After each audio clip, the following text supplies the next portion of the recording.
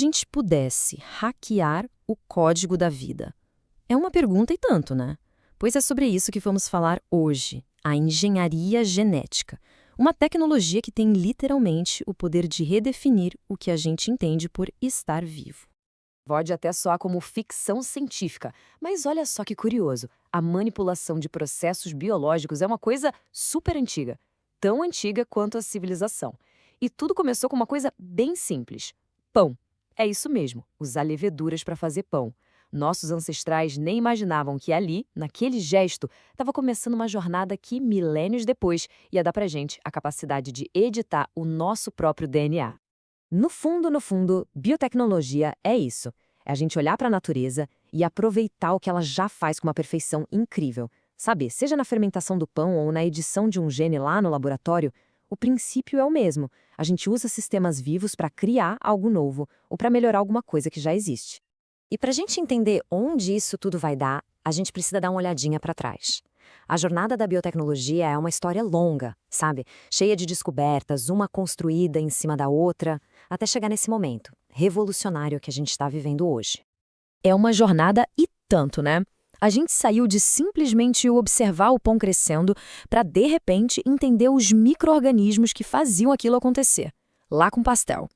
Aí vem um salto gigantesco. Nos anos 50, a gente desvenda a estrutura do DNA, o manual de instruções da vida.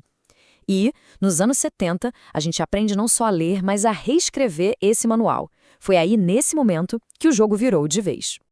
Tá, mas como é que a gente reescreve o DNA na prática? A principal técnica por trás disso se chama tecnologia do DNA recombinante. E a melhor forma de imaginar isso é pensar num editor de texto molecular, um copiar e colar genético, que permite pegar genes de um lugar e colocar em outro. Essa é a ideia central. Imagina assim, a gente pega um pedaço de DNA de um organismo, sei lá, o gene humano que produz insulina, por exemplo. E aí a gente insere esse gene no DNA de outro ser, tipo uma bactéria. O resultado é essa molécula híbrida que a gente chama de DNA recombinante. A bactéria, então, passa a ler essa nova instrução e a produzir insulina humana. Esse processo todo tem um nome: clonagem molecular. E dá para dividir em 5 passos. Vamos lá. Primeiro passo, a gente isola o gene que interessa, o inserto. Segundo, entram em cena as tesouras moleculares, que na verdade são enzimas, e elas cortam esse gene e também abrem o espacinho num DNA transportador, o tal do vetor. Terceiro passo, a colagem. Outra enzima funciona como uma cola e junta o gene no vetor. Quarto, esse DNA novo é transferido para dentro de uma célula, tipo uma bactéria. E por último, o quinto passo, a gente seleciona e cultiva só as células que realmente incorporaram o gene novo. É um trabalho de uma precisão absurda. E tem um detalhe aqui que é super importante: o jeito que esse corte é feito. As tais tesouras moleculares podem fazer 2 tipos de corte. Um é o corte cego, que é reto. Funciona, mas não é tão bom. O outro é o corte coesivo, que a gente também chama de pontas pegajosas. Ele faz um corte meio zigue-zague que deixa umas pontinhas sobrando. E essas pontinhas são perfeitas para se encaixar com outras, como se fossem pecinhas de quebra-cabeça. E isso faz a colagem do DNA ser muito, mas muito mais eficiente. Certo. E quem faz a entrega desses genes? Bom, muitas vezes o veículo usado são os plasmídios. Pensa neles como se fossem uns mini cromossomos circulares que as bactérias já usam para trocar informação genética entre elas. O que os cientistas fizeram foi muito esperto. Eles pegaram esse sistema natural e começaram a usar os plasmídios como vetores, como se fosse um pendrive para levar os genes de interesse para dentro das células. Tudo bem, a gente já entendeu a ciência por trás. Mas e na prática, no mundo real? Bom, a biotecnologia é um campo tão gigante que, para organizar as ideias, os cientistas dividiram tudo por cores. Cada cor representa uma área de aplicação diferente. Esse sistema de cores é ótimo para a gente mapear esse universo todo. Vamos lá. A biotecnologia vermelha é a da saúde, da medicina. A verde é focada na agricultura. A branca está revolucionando a indústria. E a azul?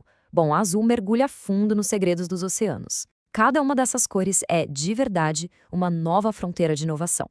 Olha só os exemplos. Na medicina, a biotecnologia vermelha nos deu coisas como a fertilização in vitro, ferramentas para diagnosticar doenças genéticas e até terapias super avançadas que usam as células da própria pessoa para lutar contra o câncer. E na agricultura? A biotecnologia verde está aí, criando soja resistente a herbicida, plantas que aguentam a seca, melhorando o valor nutricional da comida. São avanços que mexem diretamente com a nossa saúde e com o que a gente põe no prato. Já a biotecnologia branca está deixando a indústria mais verde, mais limpa. Ela está ajudando a produzir de tudo, desde combustíveis até tecidos, de um jeito mais sustentável. E a biotecnologia azul? Essa vai para o mar. Ela explora os oceanos, que ainda são um mistério em grande parte, procurando soluções para problemas como a poluição por óleo e descobrindo novos compostos que podem ser super úteis. Ok, a gente já viu o como e o que. Agora, a gente chega na parte bem mais complexa. A pergunta é, a gente deve? Porque essa capacidade de editar a vida coloca a gente de frente com algumas das questões éticas mais profundas que a humanidade já encarou. E aqui, a discussão se divide em dois lados bem diferentes. Uma coisa é editar células do corpo de uma pessoa para tratar uma doença, as chamadas células somáticas. Essa mudança morre com a pessoa, não passa para frente. Agora, editar óvulos, espermatozoides ou embriões, as células germinativas, aí a história é outra, completamente outra. Porque essa alteração se torna hereditária, ela passa a fazer parte do código genético da humanidade para sempre. É uma linha que a comunidade científica mundial tem tido um cuidado gigantesco para não cruzar. E as preocupações não param na edição em humanos, não. O que acontece se um organismo geneticamente modificado escapa e vai parar na natureza? Será que existem riscos para a saúde a longo prazo que a gente ainda nem conhece? E o bem-estar dos animais usados na pesquisa, como fica? São todas perguntas que precisam de regras muito claras e de uma discussão aberta na sociedade. E é para ontem. Isso tudo desemboca numa questão que é fundamental. Uma reflexão que o material que a gente analisou propõe é: será que a humanidade não deveria caminhar para aceitar e incluir características que hoje podem ser vistas como imperfeições? Em vez de simplesmente tentar eliminar tudo isso artificialmente? É uma pergunta que força a gente a pensar em que tipo de sociedade a gente quer construir. E é com isso que a gente encerra, com a grande questão que vai, sem exagero, definir o nosso futuro. A tecnologia está avançando numa velocidade absurda. As ferramentas a gente já tem. Então a pergunta de verdade não é mais o que a gente pode fazer, mas sim o que a gente deve fazer. Onde, exatamente, a gente traça essa linha?